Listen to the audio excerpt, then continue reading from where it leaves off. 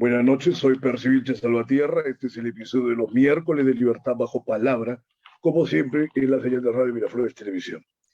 En esta oportunidad vamos a iniciar el programa eh, conversando con el grupo Extraño Deseo, que es un grupo trujillano que tiene bastante llegada, ¿no?, dentro de la movida independiente de Trujillo, quizás junto con Demencia, que sería como el otro lado de esta muestra, por la vertiente del hardcore. Extraño Deseo tiene una vertiente más intimista, más sofisticada, a caballo entre el pop, el rock, y ellos han editado un disco que se llama Vendaval, después de un bastante tiempo, así que vamos a conversar sobre ello y sobre su trayectoria, y también la escena independiente en Trujillo y en el país, dentro de la medida de lo posible y lo que dura este primer bloque. Así que sin más prolegómenos, le damos la bienvenida a Extraño Deseo. Buenas noches. Buenas noches, Percy. ¿Qué tal? ¿Cómo estás? Yo soy Miguel Palza, baterista fundador de la banda. Y buenas noches, Percy. Soy guitarrista de Extraño Deseo y estamos en la banda. Me ha venido César, vocalista. Sí, me había comentado Antonio Sánchez que había tenido un percance, bueno, ya parte del anecdotario también de la banda, que no, precisamente no le faltan anécdotas, ¿no? Hay una anécdota muy simpática del año 97 que comentaba con Antonio, que la vamos a referir después, pero quería precisar algunos datos en su cronología, porque vi que hace un tiempo salió los 25 años de conmemoración. Eso fue más o menos en 2021, ¿no?, en el Patio Rojo. Pero tengo otras referencias de que ustedes están tocando en el año 93. Aparte que su primera producción discográfica se iba a dar en el 97, ¿no? Entonces me gustaría hacer las precisiones acá con la cronología para luego ir adentrándonos en los contenidos de su propuesta. Por favor, precisen. Ya, a ver, la banda realmente tenemos haciendo música con César, bueno, que es mi hermano, obviamente, y yo, mucho más tiempo, ¿no? En otras bandas, no en Extraño Deseo, y eso ha tomado o ha generado esas confusiones con las fechas, ¿no? Por eso es que bastante gente también nos pregunta lo mismo, ¿no? Confunden con lo que es Extraño o Espergesia, o incluso bandas más antiguas en otros géneros mucho más fuertes como Blasfemia, ¿no? Pero claro, decidimos a raíz de eso poner la fecha del 25, cortando desde ahí, ¿no? De esta fecha que tú sabes, cumplimos 20, creo que ya por 2 años más ya cumplimos los 30 años, obviamente como Extraño Deseo, obviamente. Con Suicidio Temprano no tiene nada que ver, solamente han participado ustedes como integrantes, pero no tiene que ver con el proyecto. En el 89, creo que si más no me equivoco, ¿no? Empezamos con Suicidio, obviamente. Primero empecé yo con ellos, ¿no?, como baterista. Ahora es curioso lo que me mencionas, que tenían una banda Espergesia, o sea, de alguna forma, siempre tomando una referencia poética o vallejiana, ¿no? Vallejito, pues no siempre nos ha acompañado, definitivamente, ¿no? Siempre ha sido así, ¿no? Desde que empezamos haciendo música con César, el Gato también ha sido Quique, ¿no? Siempre nos ha acompañado en el viaje, ¿no? Desde el colegio, ¿no? Amigos de colegio, imagínate. ¿Ustedes se identifican más como trujillanos o como liberteños, si cabe esa terminología? No, trujillano. Trujillano, sí. Bueno, pero claro. Claro, muy bien, muy bien. ¿No? También, ¿no? Por acá, por la sierra, el río, que se Claro. No, era una precisión interesante, porque, por ejemplo, según mi juicio, todo lo que pertenece al ámbito de la libertad se podría identificar tranquilamente como trujillano, que Trujillo era la denominación que tenía toda la circunscripción hasta el momento de la independencia, ¿no? Pero bueno, entonces, retomando la línea de la poesía, hay una canción que es una de las más conocidas de la banda, que es Lluvia, que es una musicalización de un poema de los Serán los Negros. Ahora, sé que en esta última producción, Vendaval, el primer track es prácticamente, no sé, alude a Rogelio Gallardo. No sé si es un poema de Rogelio Gallardo o es una composición que ustedes han hecho en homenaje a Gallardo. A ver, vamos por ahí primero. Sí, es un homenaje a Rogelio Gallardo por unos amigos poetas que hemos tenido ya de trayectoria de los 90, ¿no? Igualmente lo hemos conocido personalmente a él, ¿no? Rogelio Gallardo paraba por la Plaza de Armas y un personaje, un poeta urbano, era trujillano, era muy bohemio, paraba por las calles de Pizarro, en los bares, y nosotros parábamos también en la Plaza de Armas y siempre nos cruzábamos por ahí, conversábamos, ¿no? Y porque en los 90, ¿no? Y a la movida de los 90 había una movida también de poetas, de jóvenes nuevos también, pues, ¿no? De la generación. Y ya a mediados de los 90 falleció Rogelio y bueno, yo tuve un lapsus de 15 años que estuve en España y cuando vine, bueno, organizamos el extraño SEO y bueno, y conocí otros los amigos antiguos poetas y un día conversando, así, dialogando y un día vi un libro de Rogelio Gallardo con otro amigo, ¿no? Y, bueno, y se abrió la idea, ¿no? Y O sea, ellos que son un poema. Sí, claro, es un poema. Es un poema. Un poema de Rogelio Gallardo que luego ese poema Lo han adaptado de alguna forma. claro, la quinta esencia, ¿no? Claro, o sea, es igual como pasa con Lluvia. Sí, a veces la gente nos dice, claro, es el poema, pero es una adaptación que hace la banda, obviamente. Claro, Claro. musicalmente. Hemos hecho también con David Novoa un tributo que hubo para la Municipalidad de Trujillo, que también fue una adaptación, ¿no? Y siempre recalcamos eso. No, pero no hay ningún problema. A mí me parece positivo y magnífico que se haga adaptación. Quizás a la poesía peruana le hacen falta más adaptaciones como para que se pongan un poco en una onda más contemporánea, más moderna, ¿no? Porque la poesía y el rock, pues, nosotros sabemos que están plenamente vinculadas de los años 60, ¿no? O sea, aparece Bob Dylan y ya hasta un premio Nobel se ha llevado Bob Dylan, ¿no? Siendo esencialmente un músico. Ahora, yo les comento este sentido de las adaptaciones porque de alguna forma también se da una especie de edición muy interesante. A mí me gusta Claro. particularmente, ¿no?, Lluvia, porque Ya. en esa adaptación que hicieron ha mantenido casi totalmente la linealidad del poema, pero han suprimido la tercera estrofa, que dice, por Claro. ejemplo, truene la mística dulzaína, la gema tempestuosa esaína, la brujería de tu sí. Bueno, que estaba ahí, era, voy a decir, una cosa muy enrevesada ponerla dentro de ese contexto, ¿no? Pero Claro. es uno de los quiebres pues, que tiene Vallejo, ¿no? Pero Claro. entonces estamos en este recuento de Vallejo y la poesía. Y digo, ustedes no solamente son cercanos a esta poesía que se puede decir como una poesía trujillana, ¿no? Vallejo escribió hasta Trilce prácticamente toda su obra allá en Trujillo y lo de Gallardo ni hablar. Pero su propia música tiene bastantes destellos poéticos en su sonoridad. Ese es un efecto que ustedes han buscado desde el inicio. ¿Por qué esa fijación con ese tipo de texturas? Y por último, para Claro. redondear, referentes de este tipo de musicalidad, por favor. Eso creo que viene por el lado de que cuando empezamos haciendo música, el grupo de amigos que andaban con nosotros, todos éramos poetas, obviamente. Y la anécdota que te podría contar a raíz de eso es que normalmente ya en el fulgor de la noche, ¿no? Hacíamos los cadáveres exquisitos. Uno escribía una palabra, doblaba el papel y seguíamos así, ¿no? Pucha, amigo, era impresionante lo que salía ahí, ¿no?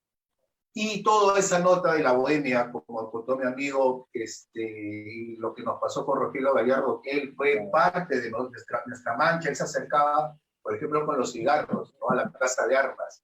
En ese tiempo la Plaza de Armas era solitaria, no había nadie. No es como ahora que tú conoces que las fotos y esas cosas.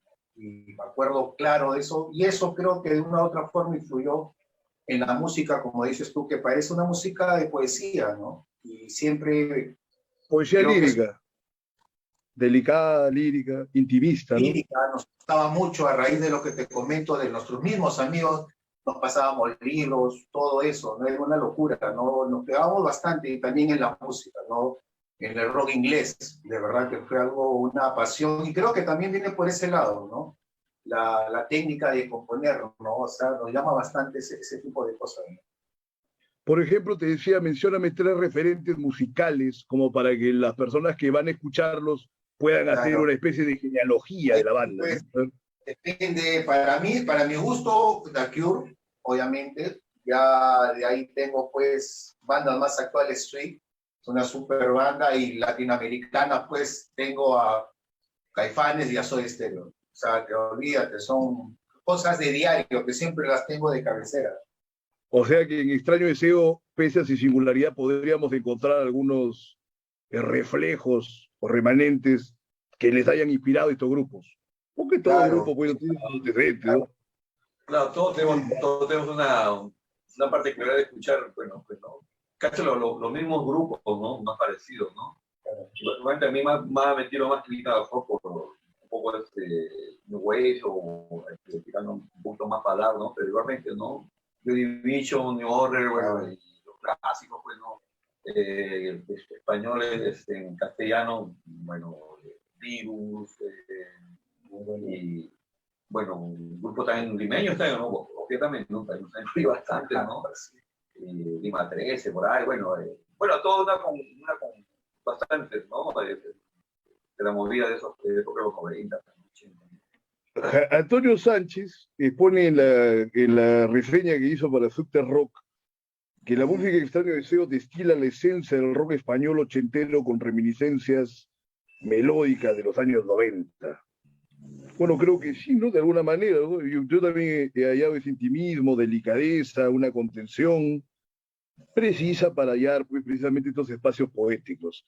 Ahora, respecto a lo que hablábamos de Trujillo, ¿ustedes creen que han identificado, si es posible, identificar la sensibilidad de esta localidad a través de la música o algunos de esos espacios? Siendo que hay extremos, ¿no? O sea, un lado más violento, quizá por la cosa esta del hardcore, ustedes están en la otra onda más sofisticada, pero no sé, me parece como que es cercano a la propia identidad de la misma poesía trujillana. ¿Cómo ven ese tema, ustedes que han recorrido esos caminos? lo que yo te podría comentar, algo que siempre pasaba con gente que venía a grupos de Lima, ¿no? Venían y encontraban una movida completamente diferente a Lima o otras ciudades que acá se hacían conciertos post-punk con metaleros. Así era la cosa acá, ¿no? Y sigue siendo la cosa así, ¿no? Obviamente, ¿no?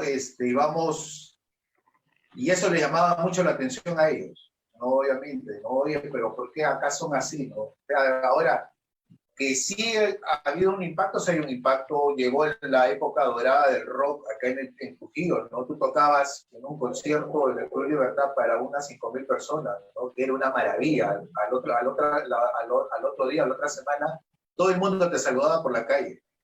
De lo cual, poco a poco se ha ido reduciendo, llegando a a juntar un máximo, un promedio de 200 personas, pero bueno, ya son por X motivos de la radio, bueno, la radio que no pasan los temas ya propios, ¿no? Esas cosas más comerciales, algo ya más comercial, ¿no? Y eso es lo que yo te podría dar de mi punto de vista. ¿Te parece que Estéreo, había un gurú, creo que era Estéreo Norte a fines de los 90 que pasaba harta música independiente? Apoyaban, claro, Cuando desaparece, cuando desaparece ese medio o esa emisora, la cosa empieza a decaer prácticamente entrando los años 2000. Olvídate, era conciertos pues 80 personas, de ahí bueno, ahorita de nuevo como que está que se quiere mover algo con todos los eventos que están habiendo seguidos, ¿no? Normalmente nosotros estamos tocando así, ¿no? Gracias a Dios, estamos por todos lados moviéndonos. Claro, y mañana Claro. también hay una entrevista, conferencia de prensa del evento del 15 de octubre que es una Los rock. productora que está apostando bastante. A mí los veo con todas las ganas, las pilas, que vas a acordar cuando estábamos arriba, pues en los tiempos de los 90. Claro, no se había dado todavía un apogeo de los grupos de cumbia, ¿no? O al menos los grupos de cumbia no habían cogido este espectro de grandes orquestas y copaban la escena nacional. Inclusive, ¿se acuerdan que hubo mega eventos en el Estadio Maxichi, llegaban bandas hasta como Vilma Palma, digamos, más comerciales, pero la gente lo llenaba, ¿no? Llegaba totalmente, llenaba eso, ¿no? Maná, me acuerdo, llegó Maná, fue una locura, ¿no? También, bueno. Comía, imagínate, eso fue impresionante. Mira. No con las críticas que los puristas podrían hacerle, ¿no? Pero de todas maneras están presentes, ¿no? Entonces, vamos a ver. Desde el año 98 que sale la maqueta de Crónico Despertar, ese es el título, ¿no? Cósmico No habían Despertar. vuelto, ya, Cósmico Despertar, no habían vuelto a publicar o a editar un disco, o porque veo que hay, por ejemplo, en el año 2011, un disco titulado Balas de Sal, sin embargo, algo que no tuvo ninguna difusión, o inclusive no se terminó de publicar. A ver, ¿cómo sería el término? Antes del Valle de Sal sí se publicó El Océano, si no, no me equivoco, es en el 2003. Ya que Claro, salió, Océano. 2001, perdón, 2001 salió ese disco. Ya de ahí, claro, el Balas de Sal, y de ahí ya pues ahorita Vendaval, ¿no? Que normalmente el disco fue lanzado en 2021 por todo lo que es redes plataformas, ¿no? Ya en el 2022 se está haciendo, gracias a Trujillo Under, se está haciendo ya en físico, ¿no? Ok, entonces, Bala de Sal sí llegó a difundirse y a divulgarse. Entonces solamente han sido 10 años sin publicar. Por YouTube, y sacamos quemamos unos discos que dimos por ahí, es lo que, claro, o sea, y aparte que también fue otra formación, ¿no? Uno pasó unas cosas por ahí, que eran amigos de nosotros, que bueno, por X motivo entraron a la banda, pero bueno, normal, ¿no? De ahí ya, como te digo, estaba El Océano, que fue en el 2001. Porque si no podrían hacer una estructuración a partir de Océano del 2001 hasta Vendaval de 2021, ¿no? Y serían 20 años ahí, claro, digamos, de silencio en el sentido de publicar, ¿no? O de publicitar, de editar sus discos. Claro. Entonces, volviendo a Vendaval. Si nos ponemos a hablar justamente, claro, singles tenemos de verdad sueltos como para un par de discos más todavía. Claro, en ese lapso que no se grabó nada, obviamente. Claro, porque es algo que contribuye también a la mitificación, ¿no? de las anécdotas que toda banda puede tener, ¿no? Entonces, por lo pronto ya esto quedó claro. Entonces, viendo el disco Vendaval, que daba inicio con La Quinta Esencia, que es un poema de Rogelio Gallardo, a ver, cuéntenos algo más acerca de los contenidos de esta propuesta, de qué manera varían sus publicaciones anteriores o siempre están manteniendo el mismo estilo. ¿Cuáles serían las exploraciones que han hecho en esta reciente edición? A ver, coméntenos, por favor. Con respecto al nuevo disco, hemos tenido un poquito más de detalles, consecuencias. Claro, un matiz nada más de fondo. Claro, las canciones hemos incluido a un poeta porque nos gustó. Tiene mucho detalle, ¿no? El sonido, la calidad de sonido que hemos grabado. Porque claro que ahora mismo producir un disco y con estudio y grabar y gastar dinero y hacer otra cosa. Prácticamente es como, bueno, nosotros estamos en Europa, ¿no? Pero igualmente hay que tener un físico, ¿no? Como para que la gente lo tenga como colección, porque tampoco acá no hay discoteca. Bueno, yo vivo en España casi 15 años, la cosa es diferente, pues, ¿no? Aquí la cosa es otra realidad y, bueno, igualmente se hizo, ¿no? Pero hablando de todos esos detalles, yo creo que este disco ha avanzado bastante en cuestiones de sonidos, hemos estado en frecuencias, yo creo que las guitarras tanto como en los primeros discos, bueno, yo que toco la guitarra, bueno, siento que es otra cosa, ya más, un poquito más de efectos, a lo mejor, ¿no? Se nota, ¿no? Igualmente a la batería, voz, guitarra, las canciones, ¿no? Que le hemos dado. Incluso hay una canción que es un poquito medio, ¿no? Un poquito electrónica. Hemos variado bastante. Y cuando lo compren, van a ver las diferencias, pero yo un poco para que... Eso es electrónico como para que la gente se ponga a bailar un poquito más desenfrenadamente. Sí, un poquito ya fuera de serie de los más discos. Eso sí, tiene otro, para mí, ¿no? Tiene un level más diferente ya, ¿no?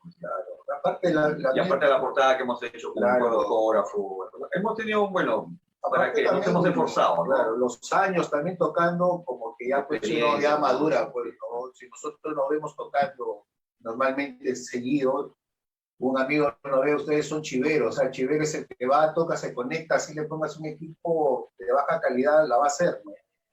Porque claro, ya tiene chivea, pues, ¿no? Ya estamos curtidos en esto, ¿no? Y hablando casi 30 en ese camino, ¿no? Y lo más interesante también es que 30 seguidos, o sea, no somos de la banda de que tuvo un año, de ahí 2 años, no, hemos estado ahí, y eso es lo que nos llama, nos gusta de nosotros, ¿no? Estamos tocando, tocando, moviéndonos, ¿no? Hay una constancia, ¿no? Constancia, ¿no? Bueno, pues ya veremos los resultados, ¿no? Ya tenemos ya tantos años. A ver, vamos a esperar que salga. Ahorita está en el proceso de Estamos en lanzamiento del disco, ¿no? Estamos con Javier, con Toño, ya en esta semana, creo. Estamos todos con eso en los lanzamientos, ¿no? Empezamos a hacer una presentación acá, una en Lima, estamos hablando en Cajamarca, queríamos volver a Huancayo, que lo hemos estado por allá porque nos pareció súper interesante. Y irnos un poco más al sur, nos han hablado muy bien de Arequipa, Cusco. Hasta Tacna. En Puno, Tacna, también hay una movida interesante, ¿no? Claro, a la gente que el rock es algo que no termina de morir, ¿no? Olvídate. Siempre hay ahí algún reducto, ¿no? Pero veamos si la cosa puede hacerse positiva, es decir, en razón de que tenga más llegada. Ahora, yo me pongo a pensar, o sea, el rock, es posible hablar del rock nacional. Indudablemente, claro, que hay todo tipo de bandas, tenemos cuántas décadas, inclusive han salido, en Rompan Todo han salido, pues, los Pereira, aunque sea 2 segundos les han dado, ¿no? Ha salido un ratito, entonces se ha hablado un poquito de los Saicos, pero de hablar de rock nacional, cuando no hay una identidad nacional clara, pues hace un poco difícil, ¿no? Es complicado. Por ejemplo, en Trujillo, te digo, ¿cuál sería la identidad de un artista ahí de Trujillo, ¿no? De un rock trujillano, que lo hace diferente al de otras localidades?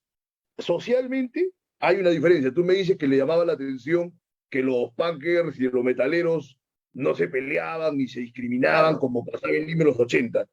Pero también es que esa movida que estamos comentando ya en que había más unidad, era sido en los años 90 en Trujillo. Claro, la caseta mismo no había mucho que ver. Tienes toda la razón, ¿no? Ahora, y bueno, los amigos, ahora claro, ya todo ha cambiado, ¿no? Las fiestas, hay fiestas electrónicas que no tienen nada que ver con lo que conocemos nosotros, ¿no? Pero en realidad hay todo, en Trujillo, ¿no? Ahorita se escucha punk, metal, indie, bueno, y pop, bueno, hay que andar, música electrónica, ahorita hay para todo gusto, ¿no? Metal hasta, pues, digo, hasta ahora, una banda que identifica el rock, ¿no? Rock acá norteño, ¿cómo podría ser? Perú Salvaje, no, pero Perú Salvaje es fusión también. Tiene fusión ahí, ¿no? Los 80, 90 somos... Hay varias, ¿no? Y buenas bandas, ¿sabes? Todo chequeando las bandas actuales, que no diga Lover. Don Joker, super bandas, ¿sabes? Chibolos, que la están haciendo linda, ¿no? ¿Para qué? O sea, y hay críticos musicales o críticos de rock allá en Trujillo, por ejemplo, de que he visto que escribe bastante ese Sánchez, ¿no? Que tiene, inclusive se habla que tiene un libro que es como una historia del rock independiente en Trujillo, pero que está también hace tiempo, que sale, que no sale. ¿Hay otros críticos, por ejemplo, de música, de rock allá que se pueda mencionar? Porque bueno, también de un grupo... ¿no? Creo que es el que tiene mejor registro, porque él es el que nos ayuda con los datos, ¿no? Y no solo de nosotros, sino de varias bandas, ¿no? Bastante gente de Lima, cuando quería saber algo del norte, han hablado con él, ¿no? Entonces, yo creo...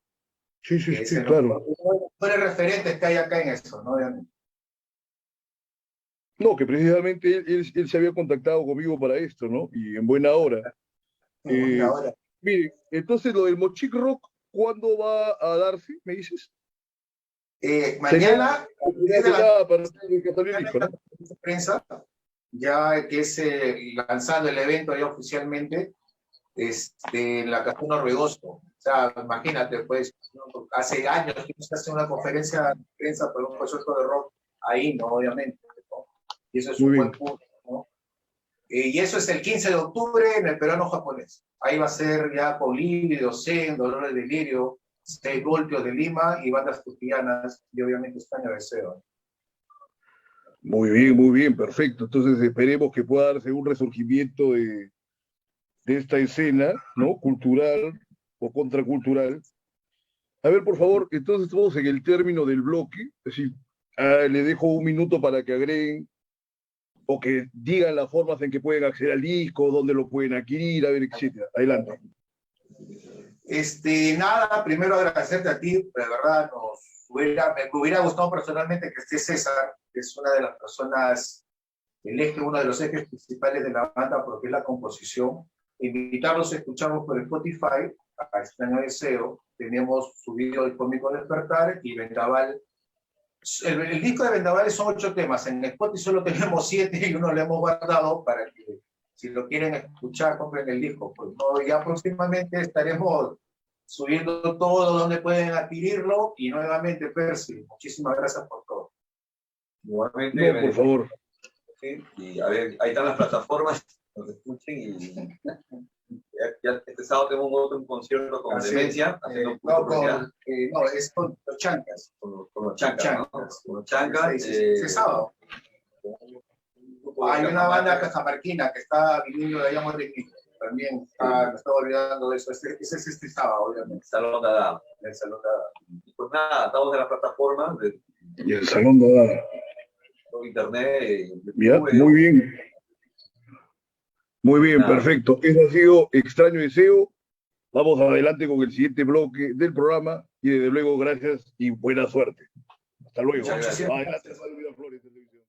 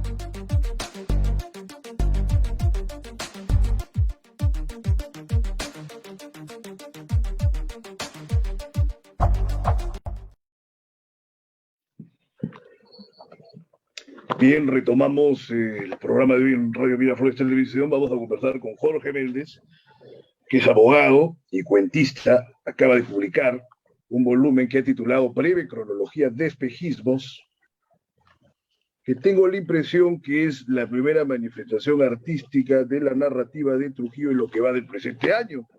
Entonces, vamos a conversar con este autor de inmediato. Bienvenido. Buenas noches, Percy, muchas gracias. Gracias por la oportunidad de estar aquí en tu programa. Y un saludo a todos tus oyentes de Radio Miraflores. Bueno, vamos con el libro. Te has animado a publicar, que es tu primer libro. A ver, coméntanos, sin embargo, de qué manera te has vinculado con la literatura. ¿Escribe de adolescente o la universidad te llevó a escribir?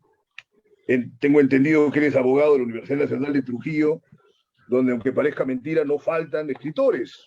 Entonces, vamos a ver. Sí. Sí, bueno, la vinculación con la literatura viene desde tiempo atrás, ¿no?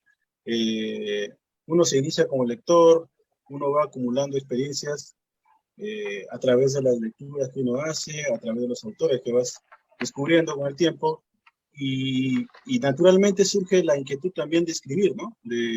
De plasmar algunas ideas, plasmar algunos ensayos narrativos, pues y yo lo he hecho de esta forma, este librito de relatos que lo que contiene, digamos, ya desde su título se puede advertir, contiene una serie de relatos cortos ubicados en distintas etapas de la historia de la humanidad, pues que están unidos por un hilo conductor, ¿no? Un hilo conductor que viene a ser la cronología por un lado, y también, pues, bueno, la idea mía originalmente fue crear como un texto orgánico, ¿no? Un texto que iniciara con imágenes de los albores de la humanidad, de los inicios, y que culminara con algunas visiones, tal vez, del futuro, del ocaso de la Claro, humanidad. pero permíteme ver, pero antes de llegar a los contenidos del libro, que lo vamos a abordar, yo de todas maneras quería saber de tu vinculación con la literatura a través de nombres de autores, por ejemplo. Otra cosa es si este es el primer proyecto que tú has establecido de modo orgánico, o siempre habías escrito, digamos, en tus horas libres, o si secretamente has tenido la intención y has tenido un proyecto acabado desde hace tiempo, ¿no? ¿Cómo es? Ya, ¿Cómo es tu correcto. realidad? Ajá. Sí, claro, digamos, las principales influencias mías, literariamente hablando, vienen de cuentistas, básicamente, ¿no? Pues te puedo mencionar Cortázar, te puedo mencionar los cuentos de Edgar Allan Poe, también entrando al siglo XX, Kafka, inevitablemente Borges, ¿no? El gran Jorge Luis Borges, que creo que es un autor que establece un antes y un después en aquellos que nos aproximamos a su literatura, ¿no? Jorge Luis Borges, para mí, es un referente inevitable, ¿no? Y bueno, básicamente son esos algunos de los pilares de la inquietud literaria mía, que como tú dices, si bien es cierto, viene desde de tiempo atrás, pero sí el hecho de que me haya animado a escribirlo, a ponerlo digamos, en un libro físico, es reciente, ¿no? Y ha surgido a raíz digamos, del tiempo libre que La hemos tenido durante la pandemia. pandemia, ¿no? Claro, sí. Ha sido como digamos, un acicate o un escenario favorable a aquellos que tenemos alguna inquietud literaria para tomarnos un tiempo y pues plasmarlo, ¿no? Plasmar nuestros ensayos de escritura. Pero sí, tiene razón, no es algo reciente, viene de tiempo atrás, sino que tal vez haya escrito secretamente, ¿no? Secretamente, y también muchos o algunos de estos cuentitos que forman parte de este volumen, originariamente fueron escritos ya 10 años atrás, quizás, pero de una forma distinta, ¿no? Ya, como te digo, a raíz del tiempo libre en la pandemia, a raíz de algunas circunstancias particulares, me pude dar el tiempo, para la redundancia, para ir dándoles una forma, ¿no? Una forma más breve quizás, para irlos depurando, para irlos creando un estilo, ¿no? Eso creo que es lo que va haciendo un escritor a lo largo del tiempo. ¿A Ítalo Calvino no lo has frecuentado entre los autores que te gustan? Calvino. A Ítalo Calvino. No es de mis, digamos, referentes. Ok. Bueno, tú sabes que en la literatura a veces se dan conexiones porque se dan descubrimientos simultáneos o simplemente a través de otros autores que se reverberan, ¿no? En las obras de otros autores y se hace pues ahí un embrollo o también una serie de armonías y melodías y cosas sinfónicas, dependiendo de cada autor. Entonces, hablábamos de Borges. Varias personas que han leído tu libro hayan una conexión con Borges. Inclusive algunos me han comentado, vinculaban el título con Borges, pero Borges más que nada habla de espejos. Tú hablas de espejismos, breve cronología de espejismos. ¿De dónde viene esta percepción de espejismos? Porque a fin de cuentas tu libro ha querido abarcar dentro de la brevedad de su contenido la totalidad de la experiencia humana, desde el tiempo de, ¿no?, las pinturas de las cavernas hasta una cosa ya contemporánea, ¿no? Entonces, a ver, cuéntanos. Ya, ¿Por claro. qué espejismos Bueno, en esta cronología de la historia humana? sí, gracias por la pregunta. En primer lugar, eh, el rótulo de espejismo, ¿no? Trata de, digamos, trata de, ¿qué te digo? Evitar justamente la referencia que tú mencionas, ¿no? Con Borges. Le hablaba de espejos, yo menciono los espejismos, y también como una forma, digamos, de quitarle el peso histórico al asunto, ¿no? Porque si yo simplemente pusiera breve cronología o un intento de abarcar la experiencia humana, como tú has dicho muy acertadamente, pues sonaría un poquito, Alegóricamente. sí, exactamente. Entonces, es como una alegoría, es como un bajarle un poquito el tono al, al título del libro, y también, pues es una palabrita que me parece a mí que pega, ¿no? Que suena bien en un título. A mí al menos me O parece sea así. que fue una cuestión de marketing literario, pero mira, el espejismo a mí me llama la atención porque ¿qué es un espejismo? Es una realidad aparente. Y casi todas las muestras acá de los vivos personajes están basadas en sus impresiones. Y ahora, entrando en ello, por ejemplo, yo me había percatado de que había cuentos que iban como una venganza o como una reivindicación, y había otros en los que se hacía un juego con la revelación y quería ahí intercalarse la epifanía. Entonces, era curioso porque venía la venganza, la epifanía, ¿no? O sea, lo que haya Como un otra juego de cosa más que contrarios. quise mostrar en este juego, ¿no? A ver, coméntanos. Sí, mira, efectivamente, la venganza forma parte de muchos de los relatos. El leitmotiv digamos, de la vindicación, ¿no? Por ejemplo, en el caso del primer relato del hombre de las cavernas, que al estar ante digamos, su situación de haber sido lisiado por esta bestia salvaje, pues busca la venganza, sí, pues, la vindicación o la venganza a través del arte, ¿no? A través de la representación de su figura en la piedra.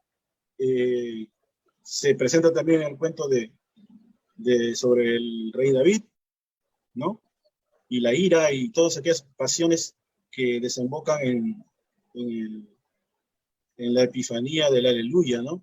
Yo creo que ambas cosas, tanto la epifanía como la venganza, tanto la revelación como la vindicación, son dimensiones, digamos, inherentes al ser humano, ¿no? Son cosas que nosotros tenemos dentro de nosotros, están en nuestro ADN, el tema de buscar siempre, o nos movemos, quiero decir, en medio de de esas dos pulsiones, ¿no? Y a veces un ánimo, digamos, de vindicación, de venganza, de revancha, puede llevar a una epifanía, ¿no? Como en el caso de, de algunos de los personajes de los relatos. Digamos, En lo que hablabas de eso del rey David, más que con el relato bíblico, tú estabas haciendo ahí una referencia a Leonard Cohen, pero en Leonard Cohen, aleluya, era una cosa angustiante y oscura. En tu relato ha sido desprovista de esa connotación, aunque le precede la furia y la ira, como estabas comentando, ¿no? Ahora, vamos a detenernos un poco en ese primer relato que me dice lo del bisonte, ¿no? Vamos a buscar el título exacto, a ver cómo es, bisonte erguido. Entonces hablamos de que era una venganza y una vindicación, pero digamos, él estaba ultimando, ¿no?, al bisonte que lo había lisiado. Hasta ahí, digamos, estaba diciendo, no lo pude matar, en la realidad lo estoy matando a través de mi pintura. Pero al pintarlo, de alguna manera también lo estaba enalteciendo, ¿no? Y lo hizo eterno. Es curioso, por eso de sí, repente tendrá que ver con este juego de espejismos y realidades. ¿O cómo ves tu propio libro? sí hay un cierto simbolismo contradictorio en ese caso que tú mencionas. Él busca la revancha, él busca la forma de desquitarse de este elemento de la naturaleza que le causó daño, y pues para él una forma mágica de hacerlo mediante el símbolo, ¿no? Mediante el símbolo, pero a la vez, pues, ello ocasiona que este bisonte quede perennizado, ¿no? En la cueva en el arte rupestre de las cuevas de Altamira. Podría Que ser es lo que Altamira o Lascaux o cualquiera de esas cavernas, dos famosas. Luego, en esta secuencia, estábamos en Sumeria, te das una vuelta por Egipto, encontramos ahí unas ideas filosóficas, teológicas, un poco enrevesadas, ¿no? Como una dialéctica ahí de subversiones, de herejías. Pues son los apuntes que hice acá en tu libro, ¿no? A ver, coméntanos como para que la gente pueda orientarse acerca de algunos elementos que podría hallar en tu libro, ¿no? No vamos a hablar de todos, por supuesto, porque tampoco esa es la idea, pero sí describir algunos, ¿no?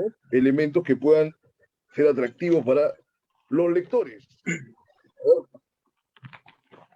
Ya, perfecto. El relato que tú mencionas, que yo titulé La venganza de los dioses, trata pues sobre la historia de Akenatón, ¿no? El faraón hereje, el famoso antecesor de Tutankamón, que pues primero en base a principios o a unas motivaciones de orden político, quizás trató de deshacerse de todos los dioses del panteón egipcio y reemplazarlos por una sola deidad, que era el disco solar, ¿no? El que él llamó Atón. Entonces de ahí viene su nombre, y de ahí viene pues el nombre que le dio también al Palacio Real, y trató de fundar toda una nueva, digamos, estructura en torno a este nuevo culto, ¿no? Al final, la historia lo sepultó, digamos, los propios egipcios trataron de borrar su recuerdo, ¿no? Y si llega a nosotros es gracias pues, a los descubrimientos de la arqueólogo Carter con esto de la exhumación del faraón Tutankamón, ¿no? Pero lo que yo ahí quería resaltar, básicamente, es la contradicción, o mejor dicho, el acto de rebeldía de este faraón, ¿no? Que, digamos, pues, que va contra todo el status quo de su tiempo y trata de imponer o de visualizar pues un culto nuevo, un culto que resultó siendo, pues, como te digo, borrado por el tiempo, pero que al final es como que un acto que prefigura el canon monoteísta que luego se instaura, ¿no? Entonces... Eso. Uh-huh. Por eso te decía eso, dentro de esta dinámica creo que más o menos casi inconsciente que se ha dado en el libro, pero o sea, ahí también se halla esta especie de dialéctica de las realidades, porque eso, tú mismo dices, ¿no? Como que se acabó allí, pero indudablemente que lo lees y alguien que sabe algo de historia dice, pero toda esta cuestión ha derivado, ¿no? A través de lo que eran esclavos de los egipcios, ¿no? De los egipcios, en el judaísmo primitivo, ¿no? O sea, el judaísmo, y luego ya en su efecto con los romanos en el cristianismo, y prácticamente Occidente se ha constituido sobre esa identidad, digamos, unilateral de la divinidad, ¿no? Por más que en hebreo se habla de Elohim, que es una pluralidad de dioses, pero en general todo el mundo ha asumido que Dios es uno, por más que los mismos cristianos dicen que Dios es uno y trino, pero ya lo llaman que son los misterios famosos, ya no se meten mucho a pensar en ello, ¿no? Entonces, ese juego de interpretaciones se mantiene en casi todos los cuentos. Por lo menos hasta casi la mitad se mantiene, por ejemplo, ese orden de ese contrapunto alegórico, ¿no? Luego ya la situación no se hace tan clara, aun cuando los procedimientos se hacen más enrevesados, como en la leyenda del durmiente de Córdoba, que ya está pasando la página 50, 54. A ver, hablemos más sobre tu percepción de la literatura y la concepción del libro. A ver, añádenos algo que no hayamos mencionado, Jorge. Ya. Sí, bueno, sobre la leyenda del durmiente que han mencionado, yo quiero nada más brevemente apuntar algo. Ese cuentito nace como una versión, podríamos decir un remake de la famosa o el famoso cuento o leyenda de los durmientes de Éfeso, ¿no? Que es una historia cristiana antigua. Entonces, en ese durmiente de Córdoba están varios de los elementos de los durmientes de Éfeso. Tienes pues el sueño en un lugar aislado, tienes el despertar después de muchos siglos, tienes la moneda, que es la que finalmente delata la procedencia real del viajero, ¿no? Viajero temporal en este caso. Y bueno, es un relato que yo, digamos, traté de ubicarlo en esa época, porque me pareció, digamos, aparente para graficar el cambio o la mutación de una realidad a otra, ¿no? En los primeros siglos bueno, del milenio I, ¿no? Cuando ocurrió la expulsión musulmana de la península ibérica y todo eso, y que pues contrapusiera el hecho de un hombre que mágicamente se acostara o durmiera en el siglo, digamos, décimo, y 400 o 500 años después encontrara pues un mundo distinto, ¿no? Encontrara la famosa mezquita de Córdoba convertida en una catedral, por ejemplo, ¿no? Entonces, se prestaba Claro. el escenario para el cuento. Oye, pero sí, ¿no habías bueno, leído a Washington Irving? sí, claro que sí, sí.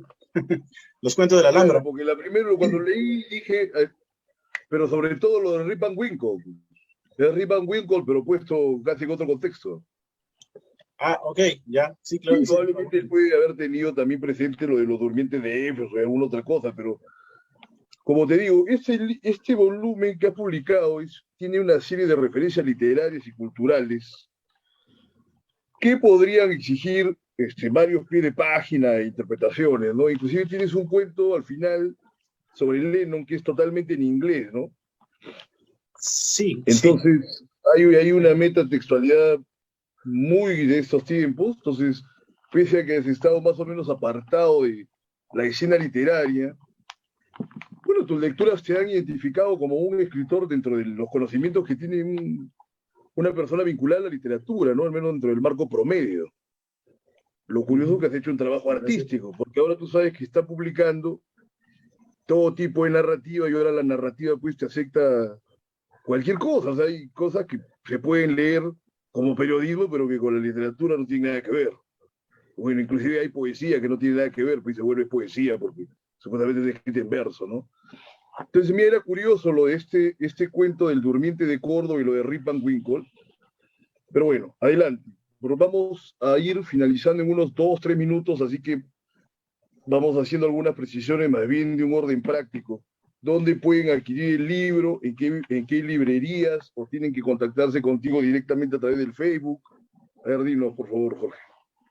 Ah, bueno, sí. Bueno, como en estas semanas estoy recién presentando el libro, lo estoy ofreciendo así a través de mi página de Facebook. Hay un enlace ahí, unas referencias para poder hacer un depósito módico y adquirir el libro, que yo les aseguro que a los potenciales compradores o lectores del libro que van a llevarse una buena experiencia literaria y van a tener ocasión de pasar digamos, pues una tarde entretenida leyendo relatos heterogéneos, ciertamente, pero que, como tú dices, eh, implican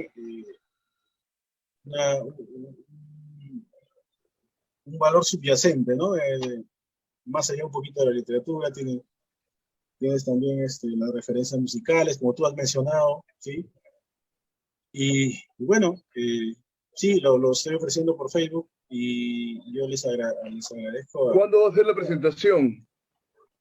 Lo estoy coordinando. Mira, el libro lo publiqué aquí lo tengo justamente. Con Casa Nuestra, claro.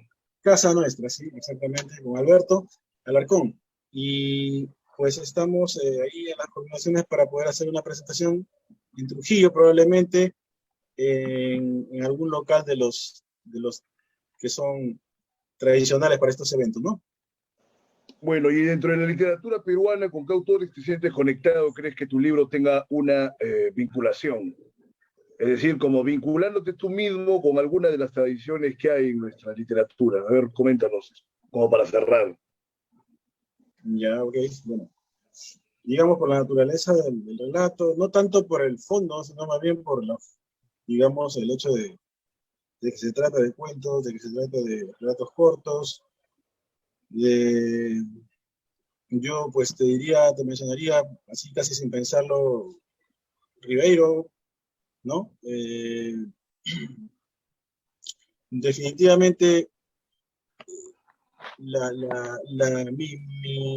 digamos, mi fuentes literarias, si bien es cierto, son variadas, me han absorbido de muchas influencias, y la literatura peruana también, pero básicamente yo creo que está un poquito más vinculada a la tradición literaria de cuentos cortos,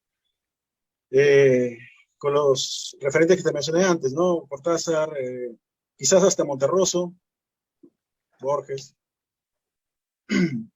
Bien, correcto. Entonces ha sido Jorge Méndez sobre su reciente volumen Breve Cronología de Espejismo, que pueden aquí ir contactándose directamente con el autor a través de su Facebook personal.